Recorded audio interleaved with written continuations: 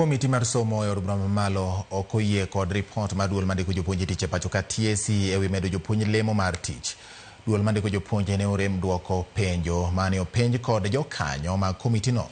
Jakom mar komiti no kwayo duol mondo bed ma oridore ahinya to e kinde ma gidwaro maling'ling ewi weche mag ndiko jopuonj e pacho ka. Magi biro e kinde ma bende riwruoge mag jopuonj nyocha ne osechwalo ng'ur margi ni jopuonj mayande omed lemo ne ok omed kaluwore gi chik. Yet, for example, Mr. Kariuki has been promoted once in 10 years. Then all of a sudden, you run short of teachers to promote.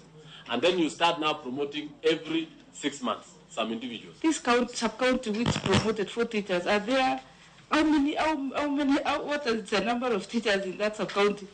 Because that probability would mean there are no schools in that county or there are no teachers. We have several teachers who are actually acting and performing duties.